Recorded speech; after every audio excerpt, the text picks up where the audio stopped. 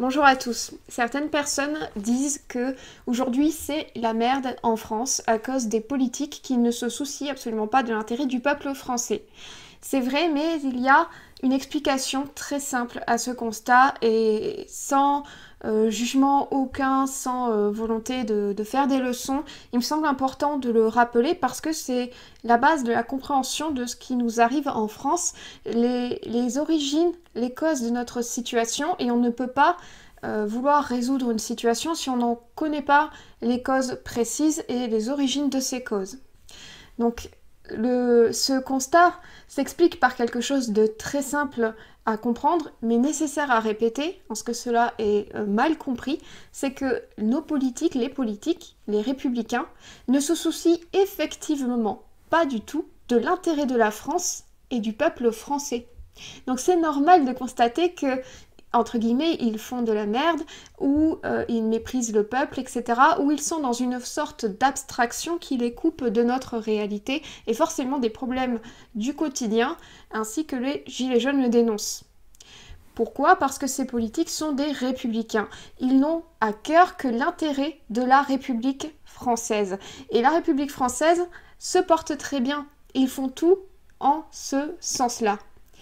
Cette distinction entre la France et la République française, je le répète, n'est pas ma propre thèse, n'est pas une thèse en soi, c'est-à-dire une interprétation, une extrapolation personnelle, une théorie, c'est une réalité historique, c'est une réalité politique et philosophique.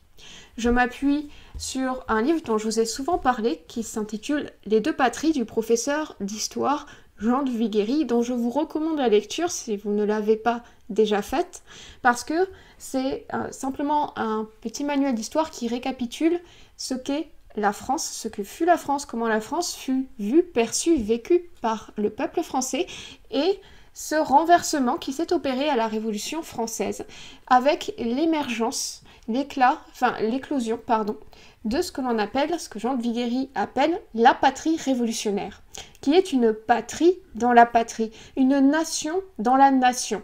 Et c'est même visible, à mon sens, dans certains signes assez subtils lorsque, par exemple, on se prend à lire les constitutions républicaines. La dernière en vigueur, qui est la nôtre, c'est celle de 1958, qui avait été notamment rédigée par le général de Gaulle, par une commission à cet effet, et qui n'a d'ailleurs plus grand-chose à voir aujourd'hui, vu les révisions de Nicolas Sarkozy en 2009, avec celle qu'elle était originellement, donc en 1958. Mais le préambule est tout de même resté. Ce préambule nous renvoie à la Déclaration des droits de l'homme et du citoyen de 1789, dont je vous ai déjà parlé, et surtout, l'article 1er définit ce qu'est la nation. Il définit ce qu'est la France.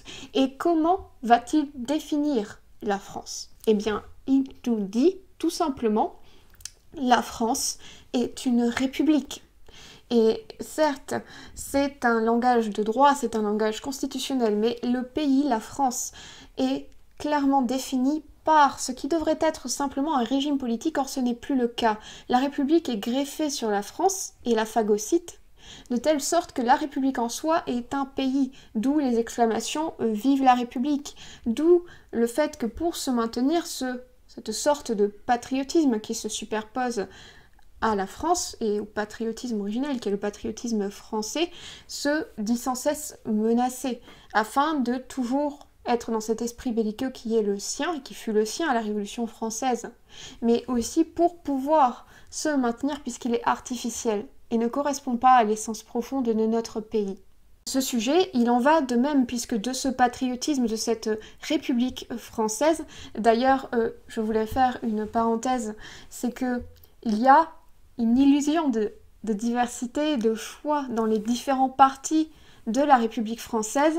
Je mentionne là les grands partis, pas éventuellement les petits partis indépendants qui ont sincèrement à cœur l'intérêt du peuple français, mais quant aux plus grands partis républicains, ils forment tous une même famille, et toutes ces personnes se parlent, toutes ces personnes dînent ensemble, toutes ces personnes sont en contact étroit ensemble, elles appartiennent à la même fraternité si vous voulez, et rappelez-vous encore une fois de ce soi-disant débat sur un plateau de télévision entre le Premier ministre Édouard Philippe et Jean-Luc Mélenchon. Cet échange dans lequel ils reconnaissent cette forme de fraternité dans le fait d'être des républicains, quand bien même aurait-il des divergences réelles ou factices sur certains points. Tous deux ont à cœur l'intérêt de la République française et non pas de la France, ce qui explique le comportement que l'on observe et les divergences avec notre propre réalité. C'est pour ça aussi, donc, je voulais dire que ce patriotisme républicain va évidemment entraîner à sa suite toute une sorte de système, c'est ce que l'on nomme comme tel, et c'est pour ça que je combats également l'Église conciliaire Vatican II, parce que c'est l'émanation de cette révolution de 1789 dans l'Église.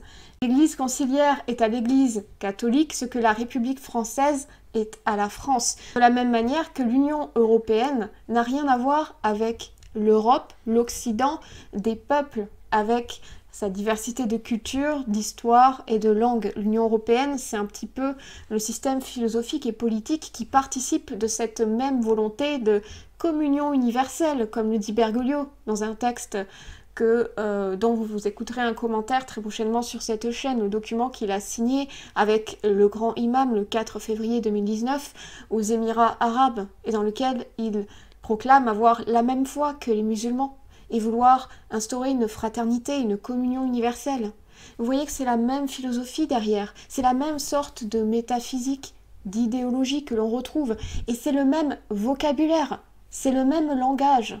Et certaines personnes s'y laissent tromper parce que ces mots ont un sens audible pour nous à un premier niveau de lecture. On le prend dans le sens originel des termes. Or, comme je vous l'ai déjà montré dans notamment une vidéo concernant l'ordre naturel au sujet de l'ouvrage de Michel Villet, les mots qui gardent le même sens, par exemple le droit naturel, n'ont plus du tout la même signification, et ce notamment depuis la Révolution française. Il y a eu inversion de l'ordre naturel, il y a eu inversion des valeurs, et il y a eu également inversion du langage. Ce sont des étapes nécessaires pour provoquer un retournement de cerveau, si vous voulez, une conversion du peuple français, de la France, aux citoyens républicains. Ce projet de paix perpétuelle que j'ai évoqué, qui est inhérent à la République française, qui est inhérent au Vatican II, a des origines philosophiques qui sont très lointaines. On pourrait notamment citer le nominalisme, l'idéalisme, l'humanisme, on appelle ça aujourd'hui l'humanitarisme, avec la philosophie des Lumières qui en est un petit peu l'aboutissement. Je vous invite à lire des ouvrages sur le sujet pour bien comprendre. Je reviens sur l'ouvrage de Marcel Decorte qui est très succinct en fait pour vous détailler un petit peu ce processus et qui se concentre lui sur la manière dont ces systèmes philosophiques mis en place à diverses strates de la société qui ont peu à peu par exemple gagné l'État, qui ont gagné l'Église, qui gagnent aujourd'hui les médias, qui constituent le quatrième pouvoir comme il le dit pour maintenir en place en fait, s'appuient sur la destruction des intelligences parce que une telle inversion des valeurs, une telle confusion ne serait pas possible sans cette destruction des esprits français, de l'âme française en fait. Je vous recommande aussi une autre lecture, puisque vous m'avez demandé quelques conseils de lecture, Les fondements de la cité de Jean Housset, ou alors Les deux cités, qui justement revient sur cette distinction entre les deux patries, la patrie française et la patrie révolutionnaire, et distinction philosophique. Voilà, il y a beaucoup de lectures à ce sujet, je n'invente rien, encore une fois, et je vous invite à chercher par vous-même.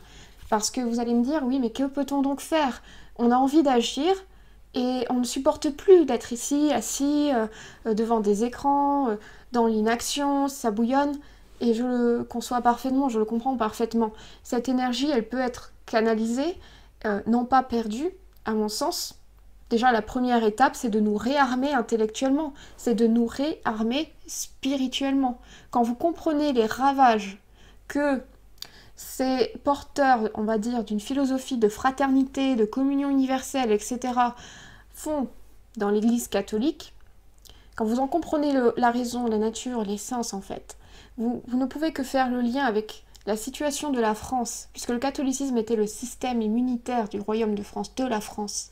Vous ne pouvez que comprendre que c'est la dernière étape et l'étape ultime et la plus cruciale pour détruire le peuple français, pour détruire les intelligences, pour détruire nos âmes, et que d'ailleurs le langage employé dans les encycliques conciliaires, et on va y revenir dans une deuxième émission avec Adrien Aboisi sur cette chaîne, eh bien ce langage, c'est un langage révolutionnaire. Et c'est un langage qui participe de notre destruction intellectuelle comme spirituelle.